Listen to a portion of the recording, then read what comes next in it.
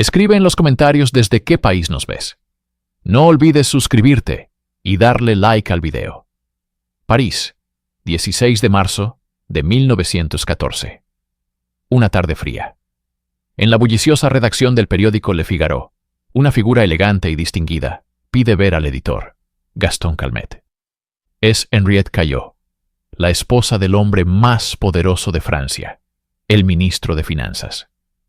Nadie sospecha que bajo su manguito de piel no solo esconde las manos del frío, sino también una pistola Browning automática. Minutos después, el silencio se rompe con 6 detonaciones. Calmet yace en un charco de sangre. ¿Qué llevó a esta dama de la alta sociedad a cometer un asesinato a sangre fría a plena luz del día? Esto no es solo la historia de un crimen, sino la de un escándalo que sacudió los cimientos de una república. París, finales del siglo XIX, la Belle Époque.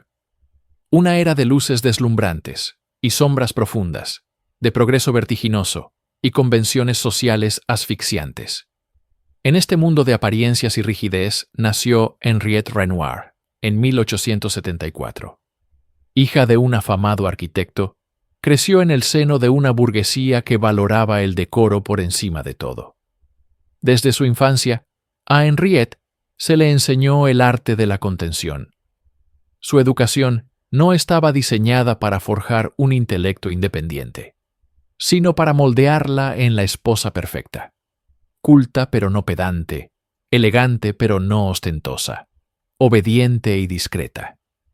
Se esperaba que fuera un adorno silencioso en el salón de un hombre poderoso, un reflejo de su estatus.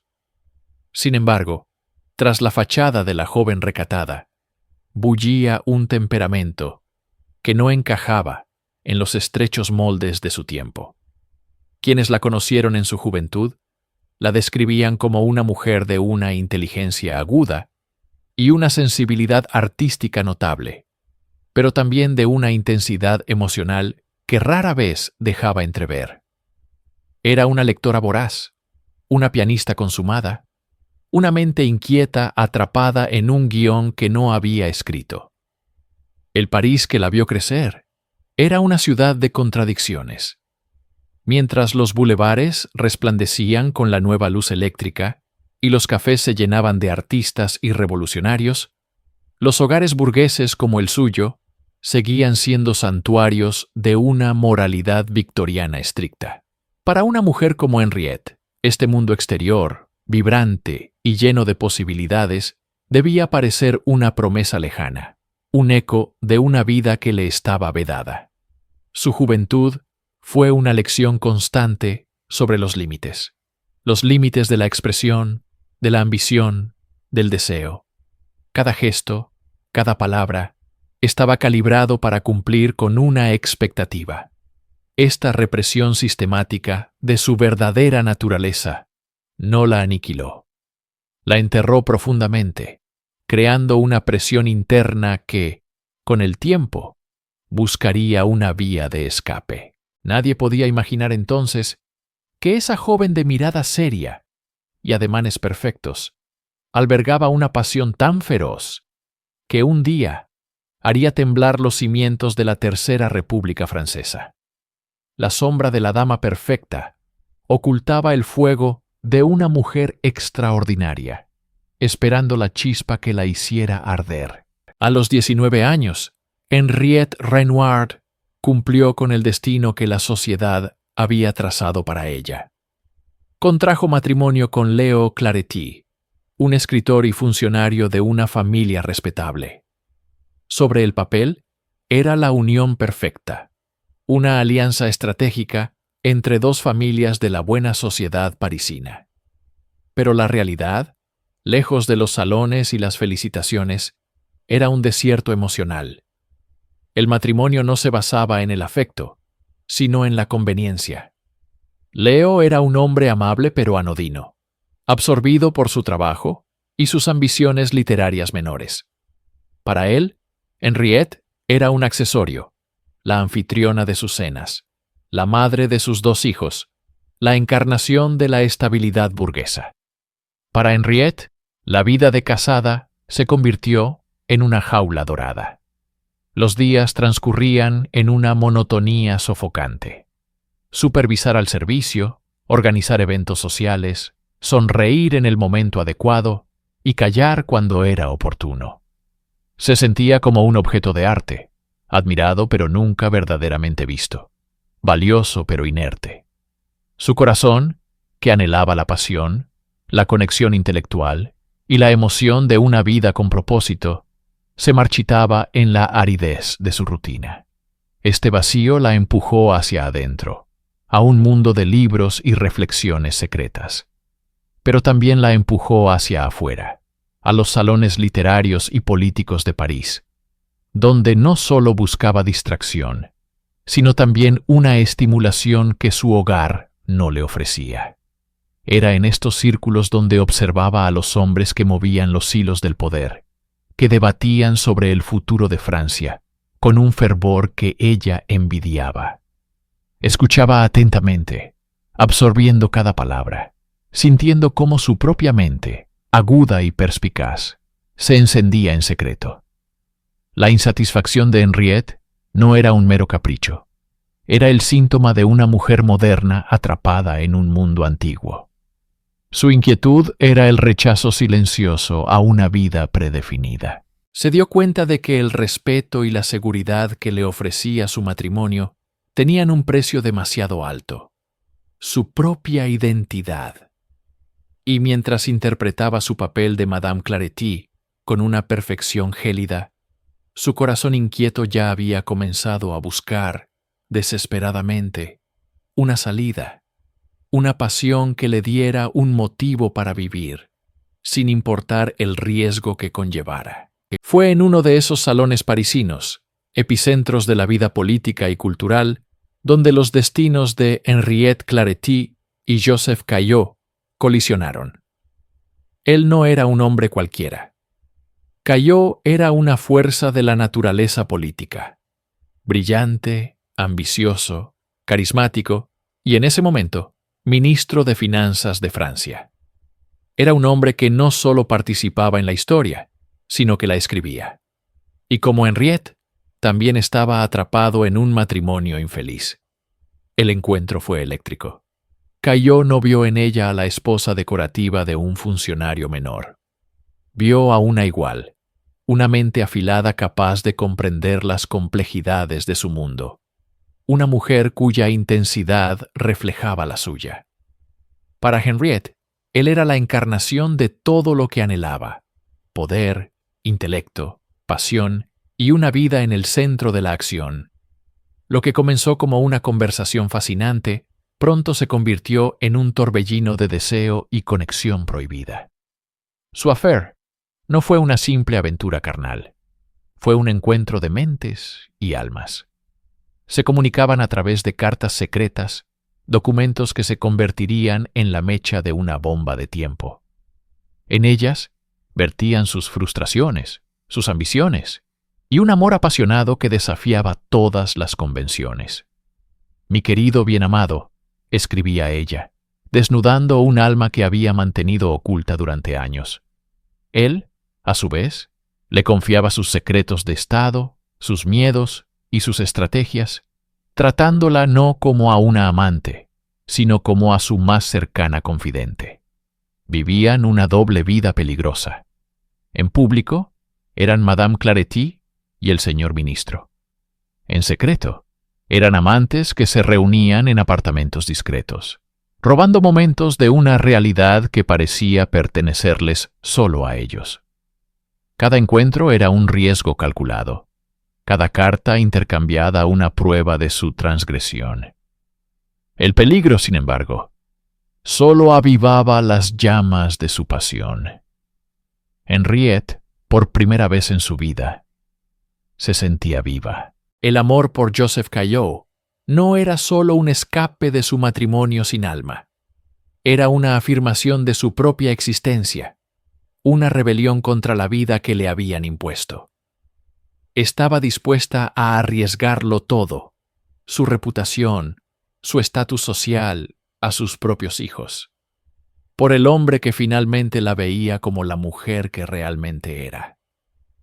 No sabía que el precio de esa pasión sería mucho más alto de lo que jamás podría haber imaginado. Tras años de clandestinidad, la pasión prohibida de Henriette y Joseph Caillaux finalmente derribó los muros de sus respectivos matrimonios. Ambos se divorciaron, un proceso escandaloso y complicado para la época, y en 1911, Henriette Renoir Claretie se convirtió oficialmente en Madame Caillaux. Había alcanzado su objetivo. Ya no era la esposa de un hombre secundario, sino la consorte de una de las figuras más poderosas y controvertidas de la Tercera República. Su nuevo rol era todo lo que había soñado y mucho más. Como esposa del ministro, Henriette se convirtió en una figura central de la escena política parisina. Su salón se transformó en un centro neurálgico del poder, un lugar donde se forjaban y deshacían alianzas, donde las carreras políticas podían nacer o morir al calor de una conversación. Henriette no era una anfitriona pasiva, era una operadora política por derecho propio. Con su inteligencia y encanto, defendía la carrera de su marido, neutralizaba a sus rivales y cultivaba a sus aliados. Se sumergió por completo en el mundo de Joseph. Su ambición se fusionó con la de él hasta volverse indistinguible. Sin embargo, el poder conllevaba un nuevo tipo de peligro. Joseph Caillaux era una figura polarizante. Sus políticas progresistas, como la introducción de un impuesto sobre la renta, le habían granjeado enemigos acérrimos en la derecha política y en la prensa conservadora. El más virulento de sus detractores era Gaston Calmet, el editor del influyente periódico Le Figaro. Calmet inició una campaña de desprestigio brutal y sistemática contra Caillaux, atacando no solo sus políticas, sino también su integridad personal. Henriette observaba con creciente ansiedad cómo la prensa hurgaba en su pasado y en el de su marido, buscando cualquier debilidad para explotarla. Sabía que su historia de amor, nacida en el adulterio, era un arma potente en manos de sus enemigos. Y lo que más la aterrorizaba era la existencia de aquellas cartas, las misivas apasionadas que le había escrito a Joseph durante su affaire. Esos documentos, íntimos y comprometedores, eran un testimonio de su pasado. Si cayeran en las manos equivocadas, podrían destruir la carrera de su marido y la vida que tanto le había costado construir. La mujer que había luchado por el control de su destino se encontraba ahora en una posición de inmensa influencia, pero también de extrema vulnerabilidad.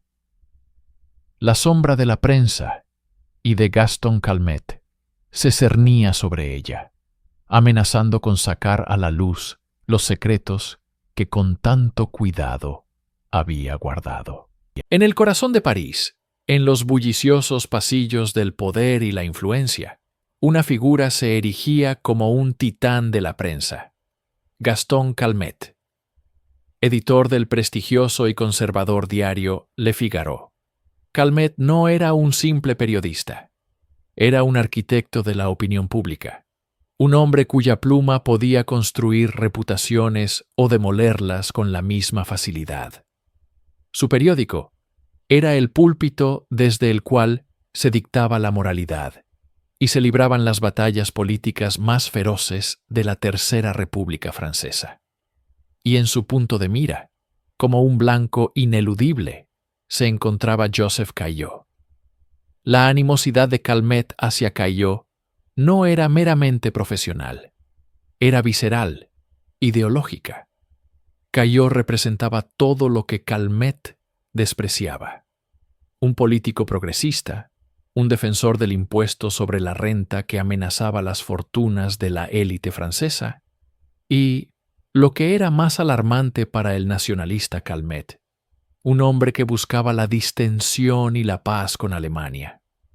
Para el editor, esta política de apaciguamiento era una traición, una debilidad imperdonable que ponía en riesgo el honor de Francia.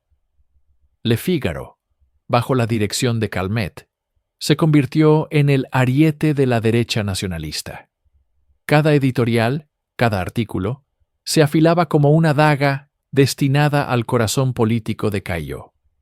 Calmet veía en el ministro de Finanzas no solo a un adversario, sino a un enemigo de la nación.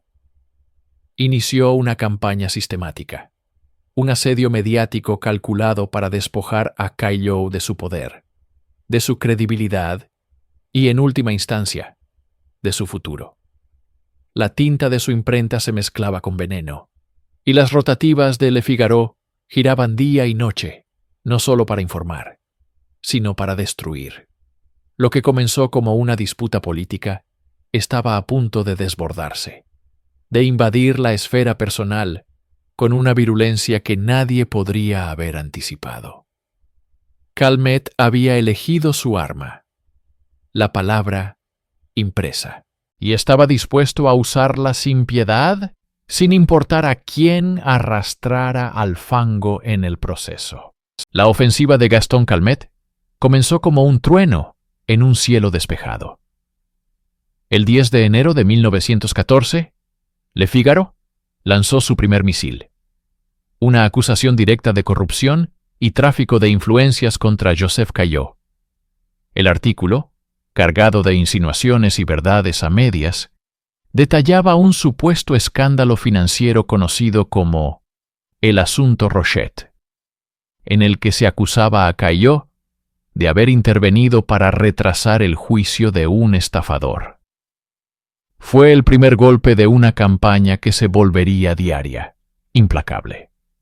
Cada mañana, París se despertaba con un nuevo titular, una nueva acusación en la portada de Le Figaro. Calmet orquestaba un ataque multifacético, publicando documentos, testimonios anónimos y editoriales incendiarios que pintaban a Caillaux como un político venal y antipatriota. La presión sobre el ministro era inmensa, pero también lo era sobre su esposa, Henriette. Ella veía cómo el nombre de su marido era arrastrado por el lodo día tras día. Cada periódico vendido era una humillación pública, una herida abierta en el orgullo de su familia. La campaña no se limitaba a la política. Sutilmente, Calmet comenzó a deslizar insinuaciones sobre la vida privada de los Caillaux, sobre su riqueza, sus conexiones y su moralidad. El mensaje era claro. Este hombre no es digno de confianza, ni en lo público ni en lo privado. Para Henriette, que había luchado tanto por su posición social y por la estabilidad de su matrimonio, este asalto era una pesadilla hecha realidad. Se sentía asediada, impotente, observando desde la barrera cómo un hombre al que no conocía desmantelaba sistemáticamente el mundo que había construido con tanto esmero. Los amigos de la pareja les aconsejaban prudencia, les pedían que no respondieran a las provocaciones. Pero el torrente de acusaciones era incesante. Calmet no daba tregua. La campaña de difamación se estaba convirtiendo en una obsesión para el editor y en una tortura psicológica para Henriette. Ella aún no lo sabía, pero la estrategia de Calmet estaba a punto de dar un giro mucho más personal y devastador. Uno que cruzaría una línea de la que no habría retorno. La guerra de Calmet contra Caillaux alcanzó su punto más cruel cuando el editor obtuvo un arma de un poder destructivo inimaginable. Una carta de amor. No era una carta cualquiera. Había sido escrita por Joseph Caillaux para Henriette años atrás, cuando él todavía estaba casado con su primera esposa, Berthe. Era una misiva apasionada, llena de secretos y promesas, un testimonio inequívoco de su romance adúltero. Conocida en la historia como la lettre intime, Su contenido era dinamita social en la conservadora Belle Époque parisina. La frase más comprometedora, citada con malicia por los enemigos de Caillaux, era: «Para imponer mi voluntad, he aplastado a mi pobre Berthe». En manos de Calmet, esta carta era mucho más que una simple indiscreción. Era la prueba definitiva de la supuesta inmoralidad de Caillaux, la herramienta perfecta para humillarlo no solo como político, sino como hombre. Para Henriette, la existencia de esta carta en poder de su enemigo era una catástrofe. Representaba la exposición pública de su pasado, la revelación de un secreto que había guardado celosamente. La publicación de esa carta la marcaría para siempre como una rompehogares, una adúltera, destruyendo su reputación y sometiéndola al escarnio de toda la sociedad parisina. El 13 de marzo de 1914, Calmet publicó un facsímil de otra carta de Caillaux, de naturaleza política, bajo el título «Voilà la preuve». Fue una advertencia, una demostración de fuerza. El mensaje implícito era aterrador. Tengo más, y no dudaré en usarlo. Henriette entró en pánico. Imaginaba los titulares, las miradas de desprecio, el susurro en los salones. La amenaza de Calmet de publicar su carta más íntima se convirtió en una obsesión, un tormento que no la dejaba dormir. Se sentía acorralada, sin escapatoria. La pluma de Calmet ya no era un arma política. Se había convertido en un instrumento de tortura personal dirigido directamente a ella. En su mente, la línea entre la defensa del honor de su marido y la protección de su propia supervivencia se desdibujó por completo. La tinta estaba a punto de convertirse en sangre. La mañana del lunes 16 de marzo de 1914 amaneció gris y fría en París.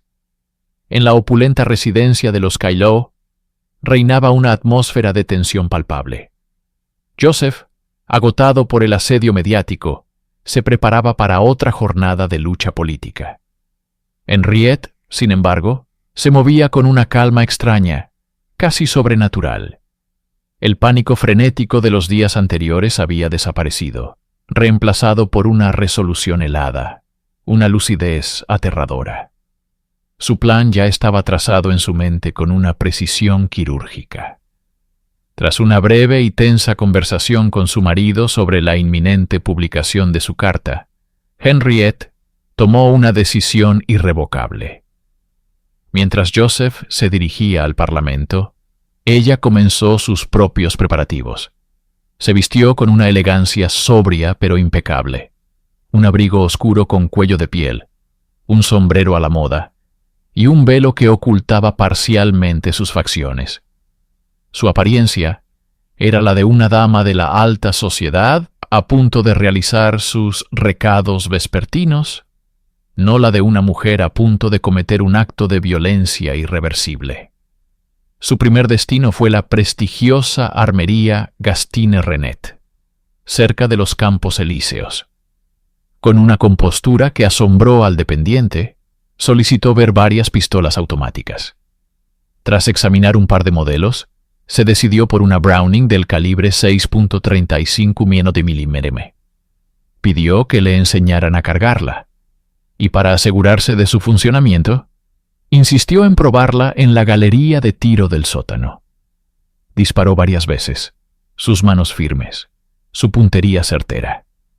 Luego, guardó el arma cargada en el manguito de piel que llevaba, un accesorio de moda que ahora ocultaba un instrumento de muerte. Nadie sospechó nada. Era simplemente Madame Caillaux, la esposa del ministro. Con el arma fría y pesada oculta entre sus manos, ordenó a su chofer que la llevara a la Rue Drouot, número 26, la dirección de las oficinas de Le Figaro. Durante el trayecto, su rostro permaneció impasible, una máscara de serenidad que ocultaba la tormenta que se había desatado en su interior. No había vuelta atrás. La calma que la envolvía no era paz, sino la quietud del ojo de un huracán que estaba a punto de tocar tierra. La mañana del 16 de marzo de 1914 amaneció en París con la misma tensión que había impregnado los días anteriores. Para Henriette Caillaux, sin embargo, el aire era distinto. No era solo la ansiedad por el próximo ataque de Le Figaro. Era el aire gélido de la resolución. Al leer el periódico de esa mañana, que prometía la publicación inminente de una de sus cartas más íntimas a Joseph, una carta firmada Tonnet, supo que el punto de no retorno había sido cruzado. La humillación pública no era una posibilidad, era una certeza inminente. La dignidad, ese pilar sobre el que había construido toda su existencia, estaba a punto de ser demolida. En su mente, una lógica fría y distorsionada comenzó a tomar forma. No veía una salida a través del diálogo o la ley. Solo veía un camino para silenciar la amenaza. Dejó su opulento apartamento en la Rue de la Boétie con un propósito claro. Su destino era la prestigiosa armería Gastin-Renet, un lugar frecuentado por la élite parisina para adquirir finos rifles de caza y pistolas de duelo. Henriette, con su elegancia innata y su porte aristocrático, no desentonaba en absoluto. Con una calma que helaría la sangre de saber sus intenciones, solicitó ver varias pistolas automáticas. El dependiente, acostumbrado a clientes excéntricos, le mostró varios modelos. Ella probó el peso de cada una, su mano enguantada sopesando el poder letal que contenían. Su elección fue una Browning automática del calibre 6.35 mm, pequeña, moderna y fácil de ocultar. Para justificar la compra, inventó una historia plausible. Su marido viajaba mucho y temía por su seguridad, sola en su gran casa. Aprendió rápidamente a cargarla y a desactivar el seguro. Pagó el arma y una caja de balas y salió de la tienda.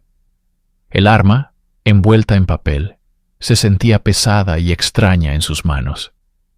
En el coche que la esperaba, realizó el acto final de su preparación. Desenvolvió la pistola, la cargó y la deslizó dentro de su manguito de piel. Allí, el acero frío del cañón descansaba contra el forro de seda, oculto a la vista del mundo. Era un secreto mortal, una promesa de violencia anidada en un accesorio de moda. El calor de la piel contrastaba con el frío del metal, un reflejo de la tormenta que se agitaba bajo su fachada de serenidad. Eran poco después de las 5 de la tarde, cuando el automóvil de Henriette Caillaux se detuvo frente al número 26 de la Rue Drouot, la imponente sede del periódico Le Figaro. El corazón de la prensa parisina latía con fuerza en su interior. Un hervidero de periodistas, tipógrafos y mensajeros, todos ajenos al drama que estaba a punto de desatarse. Henriette descendió del vehículo, su figura envuelta en un elegante abrigo oscuro, su rostro oculto parcialmente por un velo. En su mano izquierda, aferraba el manguito de piel que contenía no solo sus manos, sino también el instrumento de su venganza. Entró en el edificio con la confianza de quien pertenece a ese mundo de poder e influencia. Se acercó al conserje y preguntó por Gaston Calmet. Inicialmente le dijeron que el editor estaba ocupado y no podía recibirla. Pero Henriette no era una mujer que aceptara un no por respuesta. Con una insistencia gélida, presentó su tarjeta de visita, la que llevaba el nombre de su influyente marido. «Dígale que es un asunto de suma importancia», afirmó. La mención del ministro de Finanzas fue suficiente. La condujeron a una antesala, donde esperó apenas unos minutos. El escritor Paul Bourget salió del despacho de Calmet, saludándola cortésmente al pasar. Entonces, la puerta se abrió y fue invitada a entrar. Gaston Calmet la recibió de pie, junto a su escritorio. Era un hombre en la cima de su poder, el director del periódico más influyente de Francia. La habitación estaba llena de libros, papeles y el olor a tinta y tabaco. Calmet, quizás esperando una súplica o una negociación, la saludó con una formalidad cautelosa. El diálogo fue breve, casi inexistente. Henriette no había ido a parlamentar. «Usted sabe por qué estoy aquí», dijo ella, su voz apenas un susurro cargado de tensión. Antes de que Calmet pudiera responder, su mano derecha se deslizó fuera del manguito. No llevaba un pañuelo o una carta, sino la Browning automática. El brillo del metal sorprendió a Calmet por una fracción de segundo. Luego, el estruendo. 1, 2, 3, 4 disparos en rápida sucesión. El caos. Henriette siguió apretando el gatillo mientras Calmet se tambaleaba hacia atrás, intentando protegerse inútilmente con las manos. 6 balas salieron del cargador. 4 encontraron su blanco. El editor se desplomó sobre su escritorio, un mapa de África manchado de sangre, mientras el silencio atronador que sigue a la violencia caía sobre la habitación. El eco de los disparos reverberó por los pasillos de Le Figaro, un sonido antinatural y brutal, en un lugar dedicado a las palabras. Durante un instante, un silencio atónito se apoderó de la redacción. Luego, el pandemonium. Periodistas y empleados, alarmados por el estruendo, corrieron hacia el despacho de Calmet. La primera persona en entrar se encontró con una escena de pesadilla. Gaston Calmet yacía sobre su escritorio, con la vida escapándosele a borbotones, tiñendo de rojo los documentos de trabajo. Y de pie, a pocos metros, estaba Henriette Caillaux. No intentó huir, no gritó, no mostró pánico ni remordimiento. Su rostro, pálido y tenso, era una máscara de impasibilidad.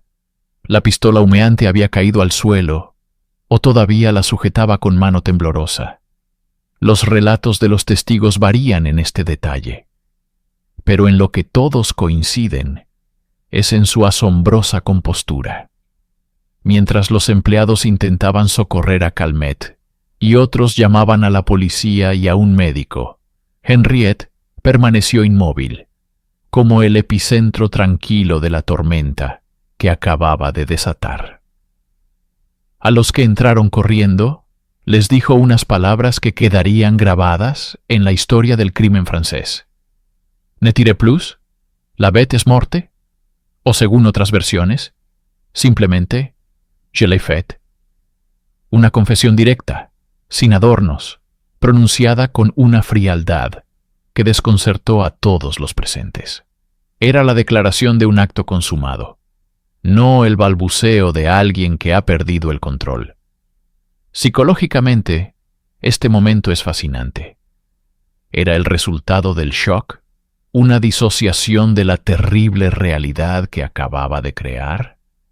¿O era la culminación de su plan?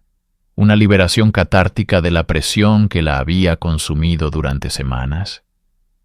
Su calma no era la de una asesina a sangre fría profesional, sino la de alguien que ha cruzado un umbral mental y ha dejado atrás las emociones convencionales.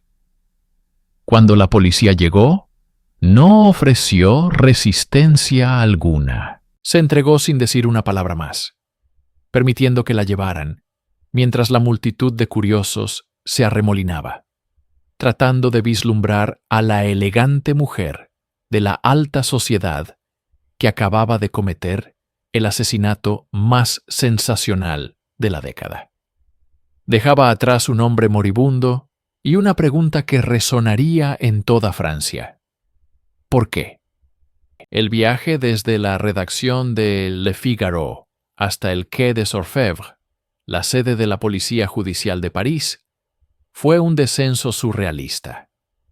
Henriette Caillaux, que horas antes se movía por los salones más exclusivos de la República, ahora estaba sentada en un vehículo policial, flanqueada por agentes. mientras las calles de París se arremolinaban en un borrón.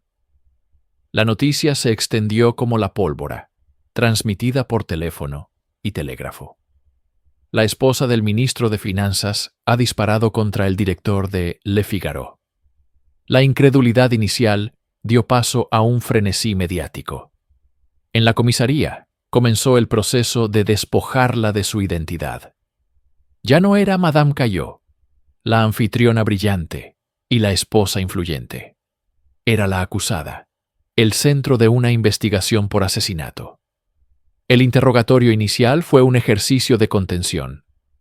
Henriette, aunque agotada, mantuvo su compostura. Relató los hechos de manera sucinta, afirmando que su intención no era matar a Calmet, sino darle una lección por su implacable campaña de difamación. Pero la cruda realidad del sistema judicial no se detiene ante las sutilezas de la intención. La decisión fue tomada. Sería enviada a la prisión de Saint-Lazare en espera de juicio. Saint-Lazare no era una prisión para damas de la alta sociedad. Era un lugar lúgubre y superpoblado, un antiguo hospital para leprosos convertido en cárcel, conocido por albergar a prostitutas, ladronas y las mujeres más desfavorecidas de París. La llegada de Henriette fue un espectáculo grotesco. Vestida con sus ropas de alta costura, ahora arrugadas y quizás manchadas, entró en un mundo de mugre, desesperación y ruido. El ritual de admisión fue la máxima humillación. Le quitaron sus joyas, su elegante sombrero, su abrigo y su manguito de piel, el accesorio que había ocultado el arma del crimen.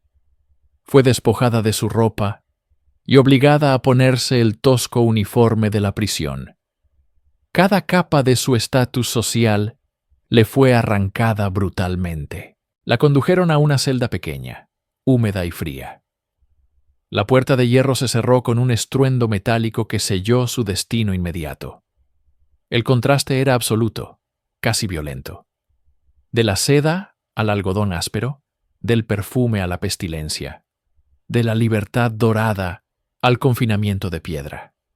En esa primera noche, sola en la oscuridad, el peso de su acción debió caer sobre ella con una fuerza aplastante.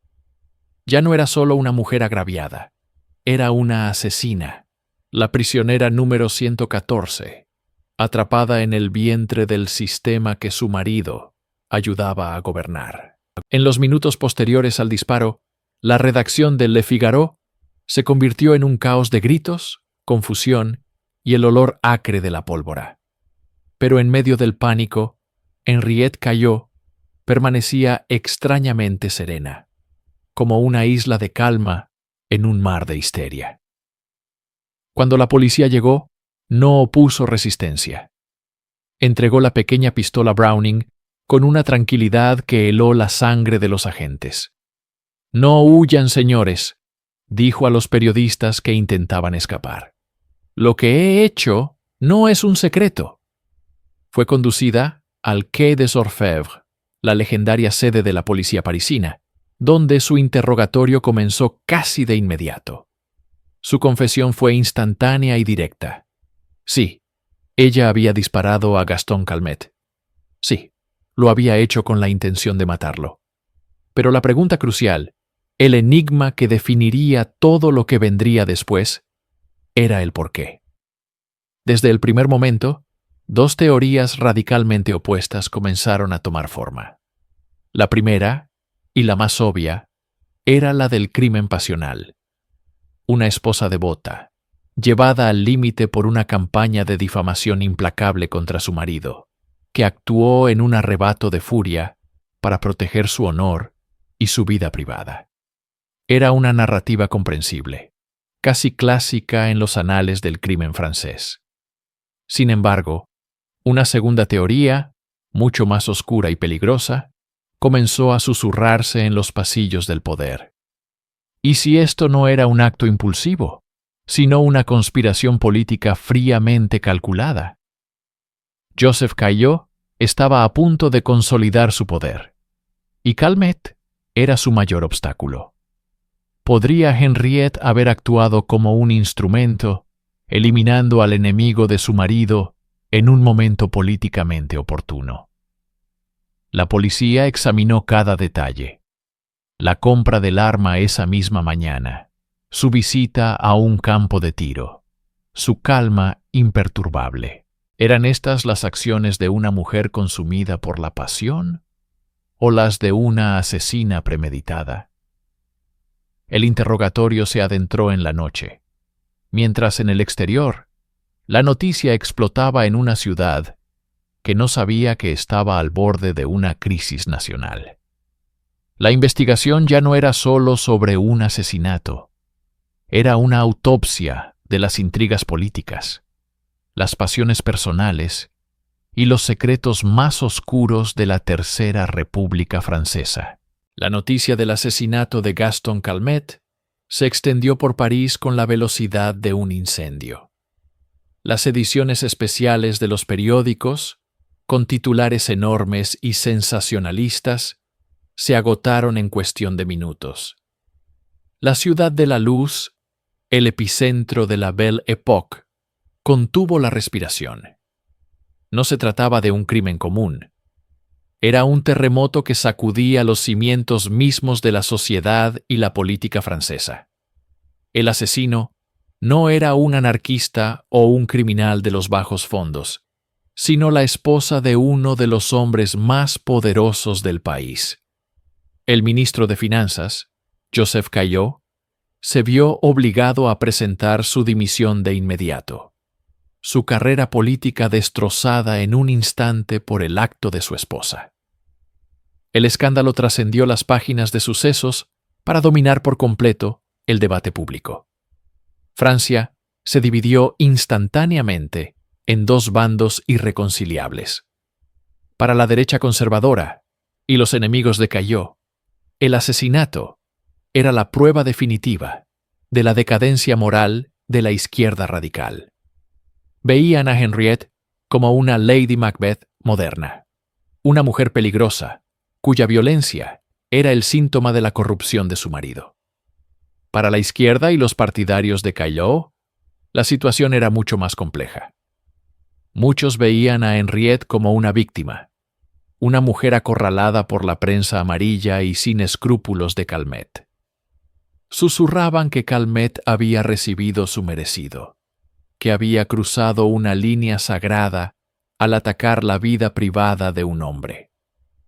El caso se convirtió en un referéndum sobre el poder de la prensa, los límites de la decencia pública y, sobre todo, sobre el papel de la mujer en la sociedad.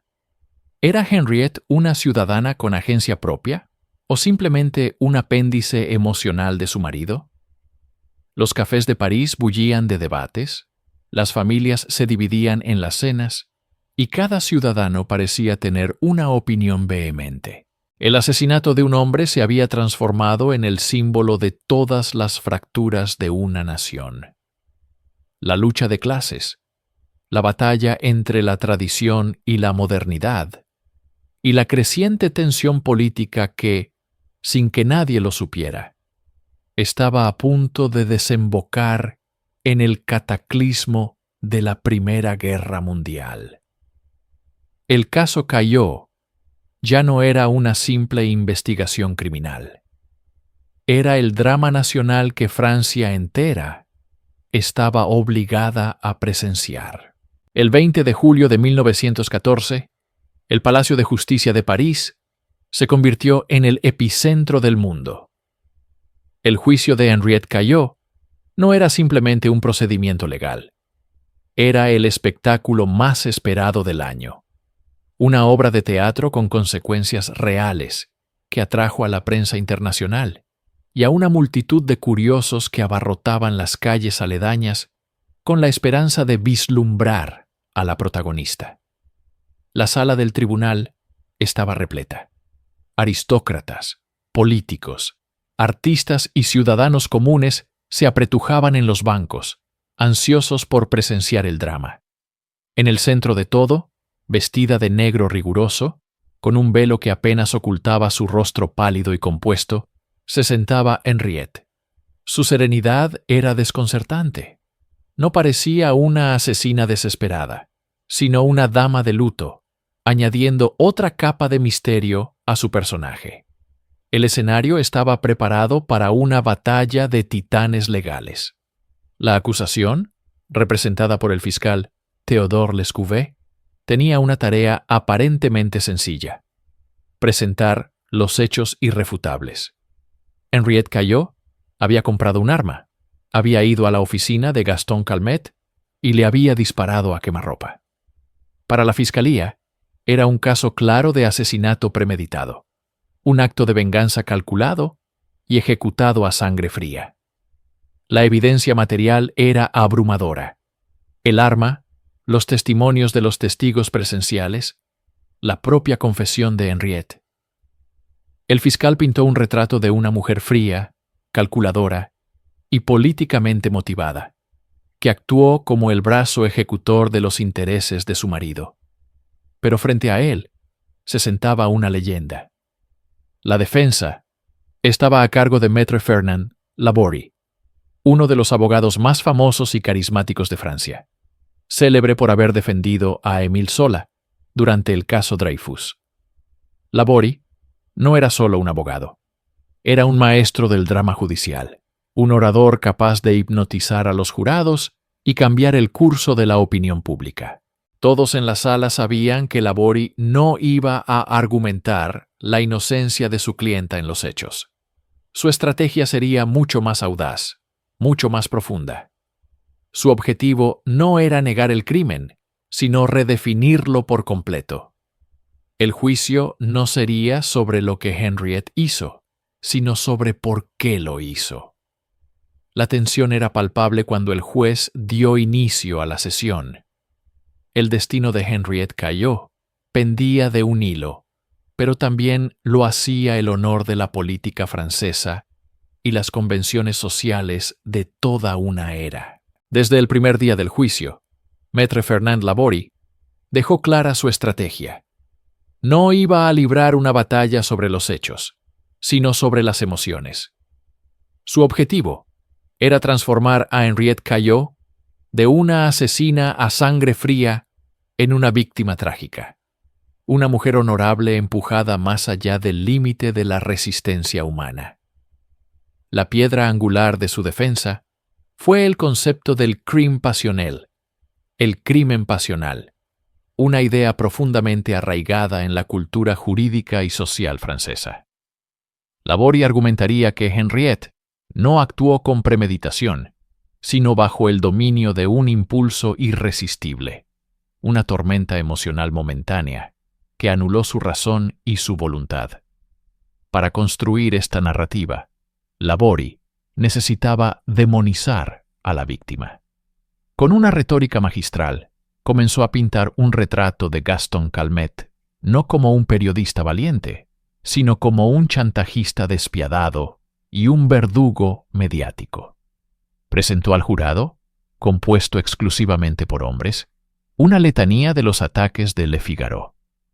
Describió cómo Calmet había acosado a Joseph Caillaux sin piedad, no con críticas políticas legítimas, sino con calumnias personales, y la amenaza constante de publicar cartas íntimas que destruirían su reputación. Laborie se apoyó deliberadamente en los prejuicios de género de la época. Presentó a Henriette no como una igual a un hombre, sino como un ser inherentemente más frágil, emocional e irracional.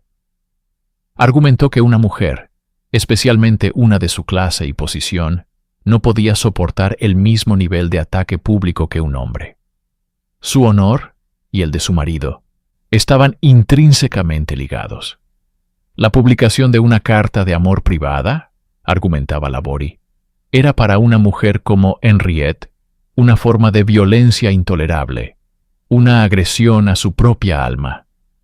La defensa se convirtió en un análisis psicológico, o más bien, en una construcción psicológica. Cada acción de Henriette en el día del asesinato fue reinterpretada a través de esta lente. La compra del arma no fue una planificación, sino un acto desesperado. La visita al campo de tiro no fue para practicar, sino un intento fallido de calmar sus nervios. Su calma después del crimen no era la de una asesina, sino el shock de una mujer que acababa de ser consumida por una fuerza que no podía controlar. Labori estaba preparando el escenario para el momento culminante del juicio, el testimonio de la propia Henriette. Ella sería su principal testigo, la encarnación viviente de la esposa mártir. El plan era que contara su historia, que expusiera su angustia y su miedo, y que convenciera al jurado de que cualquier mujer honorable, en su situación, habría hecho lo mismo. La sala del Tribunal del Palacio de Justicia de París era un microcosmos de tensión insoportable.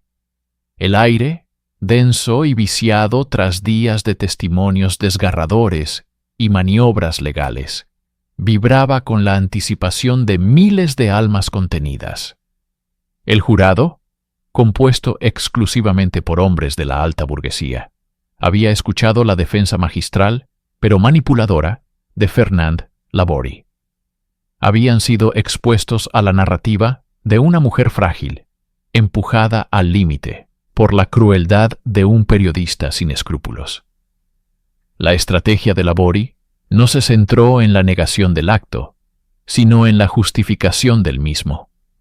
Pintó a Henriette no como una asesina, sino como una víctima de la histeria femenina, una defensora del honor de su marido, una mártir en la arena pública.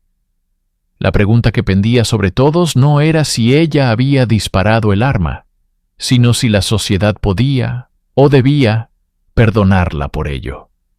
Cuando el presidente del jurado se puso en pie, un silencio sepulcral cayó sobre la multitud. Leyó el veredicto con una voz que apenas se quebró. No culpable. Por un instante, el tiempo se detuvo. Luego, la incredulidad dio paso al caos. Henriette cayó, la mujer que había entrado en una oficina a plena luz del día y había asesinado a sangre fría a un hombre, era libre. La reacción fue inmediata y violenta. Fuera del tribunal, la noticia se extendió como la pólvora. Lo que había sido una multitud expectante se transformó en una turba furiosa. Gritos de «¡Asesina!» y «Justicia para Calmet» resonaron por las calles de París. La indignación no era solo por el veredicto en sí, sino por lo que representaba: la cínica victoria de la influencia política y la riqueza sobre la justicia. Se percibía como una bofetada a la moral pública, una prueba de que existían dos sistemas legales, uno para la élite y otro para el resto. La absolución, lejos de cerrar el caso, abrió una herida aún más profunda en el tejido social de Francia, demostrando que la verdad de los hechos podía ser eclipsada por la fuerza de una narrativa bien construida y el poder de un apellido influyente. Legalmente libre, Henriette cayó. Descubrió rápidamente que el veredicto del tribunal no era el único que importaba. La sociedad parisina, el mismo círculo elitista del que una vez fue una figura prominente, emitió su propio juicio, y este fue implacable y eterno. La absolución le devolvió su libertad física, pero la condenó a una prisión social de la que nunca escaparía. Ella y Joseph, aunque unidos en la adversidad, se convirtieron en parias. Las invitaciones a salones y eventos se evaporaron. Las miradas de admiración fueron reemplazadas por susurros de desprecio y miradas gélidas. Su apellido, antes sinónimo de poder, ahora estaba manchado de sangre y escándalo. Se vieron forzados a un exilio autoimpuesto, retirándose de la vibrante vida de París a la soledad de su finca en Mamers. Allí, rodeados de campos y silencio, vivieron una vida de reclusión. La ironía era cruel. Henriette había matado para proteger su vida privada y su lugar en la sociedad, y al hacerlo, había destruido ambos por completo. El estallido de la Primera Guerra Mundial, apenas 3 días después del veredicto, fue una extraña y amarga bendición para los Caillaux. El horror del conflicto global eclipsó por completo su escándalo personal. La atención de Francia y del mundo se desvió hacia las trincheras y los campos de batalla. El asesinato de Gaston Calmet se convirtió en una nota a pie de página en la historia, un drama burgués olvidado ante la carnicería de una generación. Joseph Caillaux intentó resucitar su carrera política después de la guerra, pero la sombra del asesinato de Calmet siempre lo persiguió. Henriette, por su parte, nunca volvió a la vida pública. Se dedicó a la jardinería, a la lectura y a una existencia tranquila y aislada. Vivió hasta 1943, sobreviviendo a su marido y llevando hasta la tumba el peso de su acto. Ganó su libertad en la corte, pero perdió su vida en el proceso, condenada a vivir como un fantasma en su propia existencia, un recordatorio perpetuo de que algunas victorias tienen un costo insoportable. Para comprender verdaderamente el crimen de Henriette Caillaux, debemos aventurarnos más allá de los hechos y adentrarnos en el laberinto de su psique, un paisaje moldeado por las presiones de la Belle Époque. ¿Fue realmente un arrebato de pasión incontrolable? ¿Un acto de histeria femenina como argumentó su defensa? ¿O fue algo más oscuro, más calculado? La defensa se aferró a la idea de que Henriette era una criatura de emoción, no de lógica. La presentaron como una mujer cuya sensibilidad, exacerbada por los ataques de la prensa, la llevó a un estado de locura temporal. Este diagnóstico, hoy obsoleto y sexista, fue una herramienta legal increíblemente efectiva en 1914.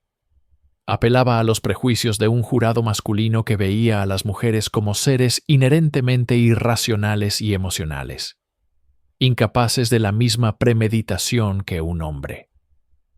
Sin embargo, esta narrativa simplista ignora la complejidad de sus motivaciones. El concepto del honor era primordial. En la Francia de la Tercera República, el honor de un hombre, especialmente de un político, estaba intrínsecamente ligado a su vida privada y a la reputación de su esposa. La amenaza de Le Figaro de publicar las cartas de amor personales no era solo una vergüenza, era un ataque directo a la viabilidad política y al estatus social de Joseph Caillaux. Henriette, al ver a su marido paralizado por la indecisión, pudo haber sentido que el deber de defender ese honor recaía sobre ella. Pero debajo de la defensa del honor y el velo de la histeria, yace un núcleo helado de venganza. Henriette no fue a Le Figaro a suplicar. Compró un arma automática Browning esa misma mañana y practicó cómo usarla. Su comportamiento en la oficina de Calmet, aunque nervioso, fue metódico. Esperó pacientemente, y cuando llegó el momento, disparó no una, sino 6 veces. Esto no sugiere una pérdida total de control, sino una determinación sombría. Fue un acto de aniquilación, dirigido no solo a silenciar a Calmet, sino a castigarlo por la humillación infligida. En la mente de Henriette, el honor, la histeria y la venganza se entrelazaron en una tormenta perfecta, una justificación interna que transformó a una dama de la alta sociedad en una asesina a sangre fría. El caso de Henriette Caillaux trasciende la crónica de un simple asesinato. Se ha convertido en un arquetipo, el ejemplo más infame y estudiado del crime passionnel, un crimen de pasión. Su legado no reside tanto en el acto en sí, sino en el juicio que lo siguió y en las incómodas preguntas que planteó a la sociedad francesa. Preguntas que siguen resonando hoy en día. El veredicto de absolución cimentó una peligrosa idea en la jurisprudencia popular, que la emoción extrema, particularmente los celos o la defensa del honor, podía ser una excusa válida para el asesinato.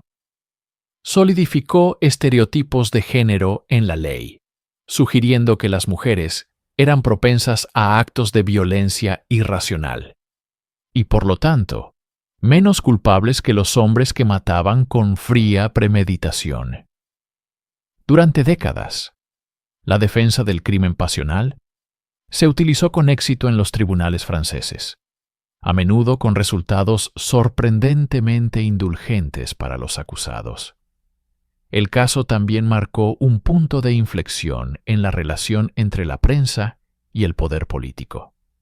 El asesinato de Gaston Calmet fue la culminación sangrienta de una guerra mediática sin precedentes. Demostró el poder destructivo de un periodismo que borra la línea entre el escrutinio público y la persecución personal.